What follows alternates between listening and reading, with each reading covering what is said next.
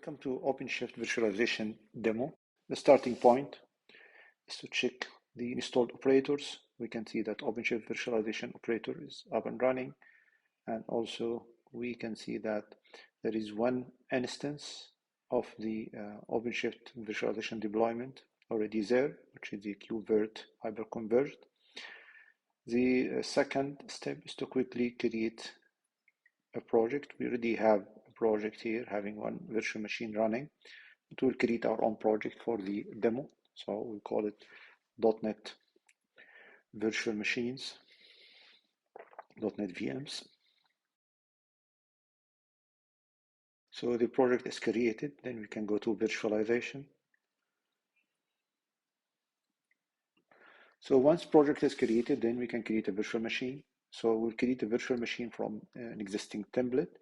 OpenShift comes with built-in templates for RHEL, Windows machines, CentOS, and some of those machines already having the operating system subscription or license, while others they still need a boot image. So for this demo, we'll create a RHEL 8 virtual machine. Just give it a name, .NET VM, and there are different flavors of this VM. We'll use the small one, which is 1 vCPU and 2 GB. Otherwise, you can choose different flavors. Also, it comes with a built-in disk 30 GB, and the disk will be created using a persistent volume claim, having the operating system already installed. So let's create the virtual machine. So virtual machine is created. We can see now that it's waiting for the volume binding, where the persistent volume will be created. And then if we go to the VVCs, we can see that there is a .NET VM VVC created with 30 GB capacity, and a status is bound to this virtual machine. If you go back to the virtual machine is running. Still, we need to wait for the guest agent to start. And if we go to the console, we can see that the virtual machine is still starting. Go back to the details. Now it is running, and we can see that it's created on this namespace and having one disk, and this is the IP address assigned to the virtual machine, and it is running on worker node 1, and it's running the Linux operating system 8.7. Other than that, there is no services or active users on the virtual machine. So now it is ready running, and the guest agent is already up and running. So we can go to the CLI and change to the .NET VMs project, and then query OpenShift about the existing VMs.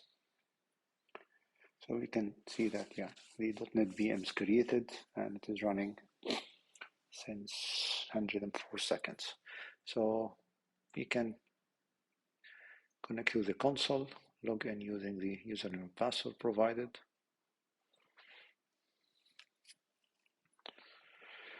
So the next step is to register the system. So we'll use the subscription manager to register this RHEL machine.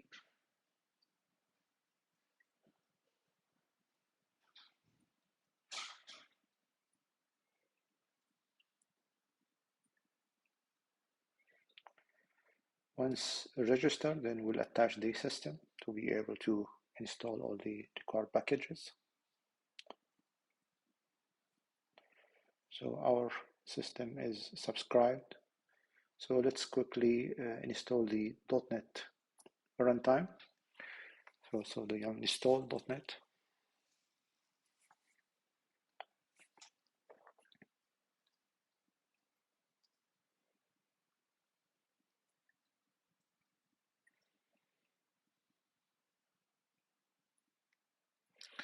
So once installed, we can now check the .NET, and also we can get the information about the version,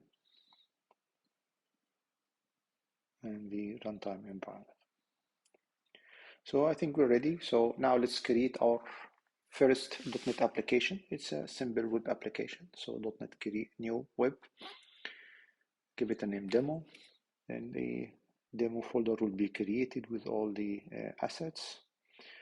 So let's change directory to demo and then run the demo app. So our application is running and it's listening to localhost. So if you go to the virtual machine details and get the IP address of the virtual machine, which is anyway discoverable or routable from any pod running. So we have the web terminal pod here. We'll try to just curl this URL, sorry, the IP address, using this port number 5040. So failing to connect. Why? Because simply we started the application listening only to the local host. So let's accept the remote connection. So we can provide the URL. It means our application can accept the remote connection.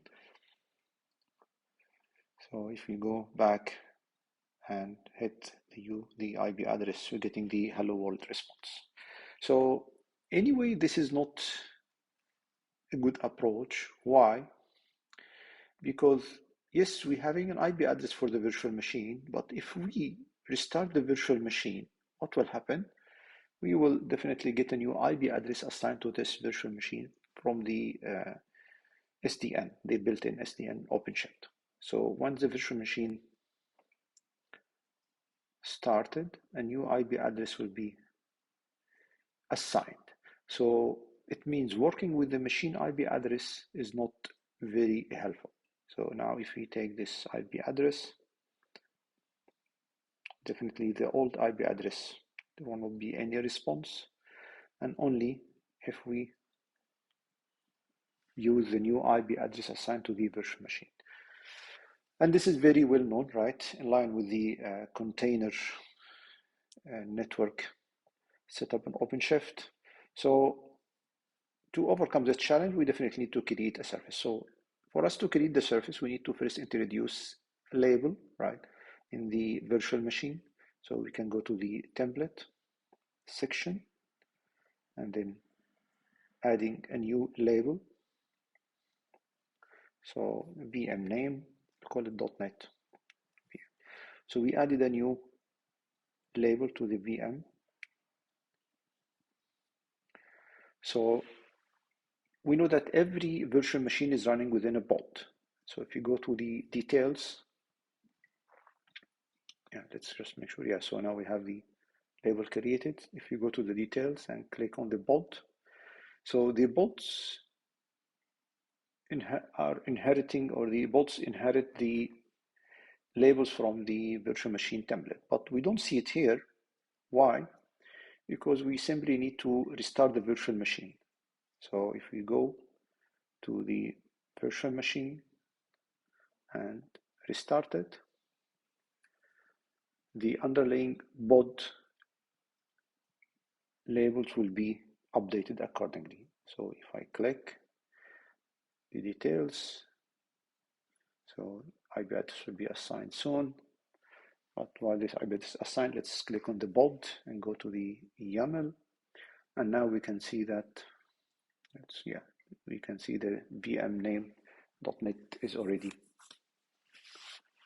added to the pod template. Good. So now we have the virtual machine created, we have the IP address. So let's create a new service now. So we will create cluster IP service. And this is the service name. And this is the port number be available through this service, and it's cluster IP. And more important is the selector, using the same label we used for the virtual machine. So if we go to the, so this is the fully qualified domain name of the service, and this is the port. And if we go to the pods, we can see that yes, the virtual machine pod is already mapped to this service using the label matching.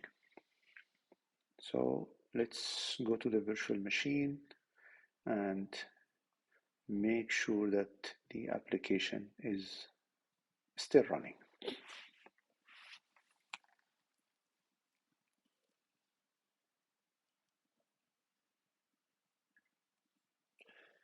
Change to the demo folder, and then we start our application. Listening to remote connections, and let's start it on port 5000. Okay, start, and then we can go back now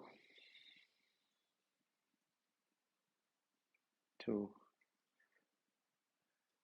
details, get the IP address, and make sure that application is responding. And this is the, we need just to use the port number 5000.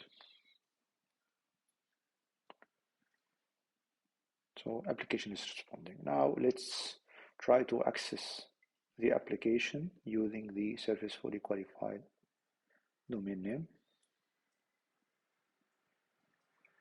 So curl FQDN and the port number. Application is responding. So the next step, let's now have the setup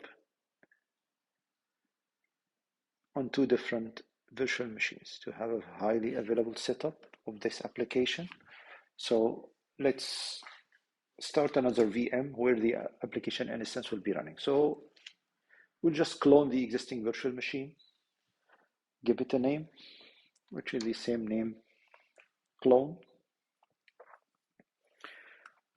and we will start the application, the virtual machine, once it is created. So now the cloned virtual machine is running, and we can see that it's running on worker 1. So the original virtual machine, we need just to start it. So once the original virtual machine started on worker 2, we got the IP address. We just wait for the agent to start. Okay, so now it is ready. Let's connect to the console and make sure that the application is running.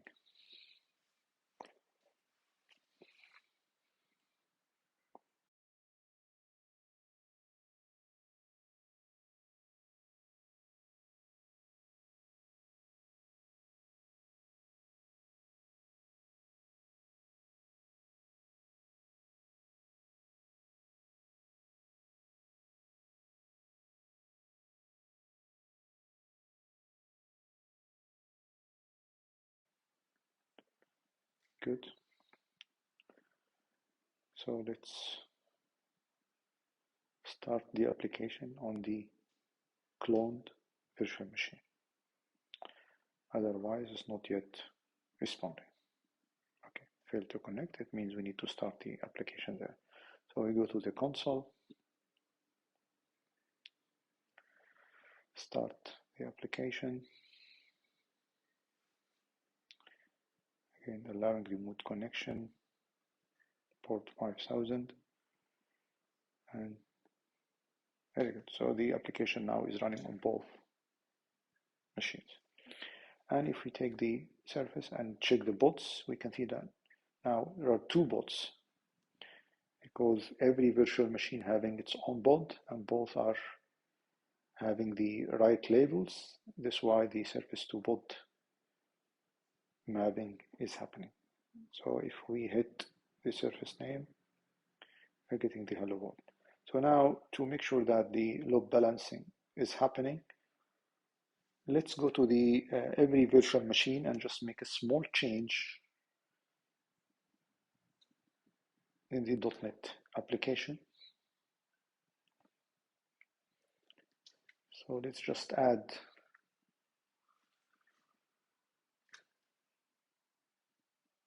the node name. to the end of the hello world message. Then we can distinguish between the response coming from first node and the response coming from the second node. So this is just simple hello world, and we add node 1.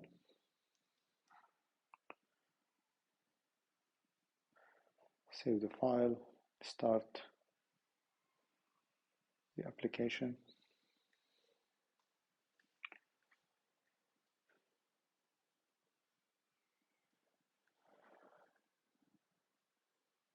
We can see now one response is coming from node 1. If we hit it again, the second response coming from the first node where we did not add the node name yet.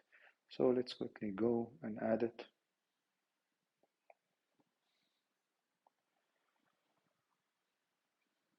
We stop the application, edit the program C# and add the node 2 to the end of the hello world message.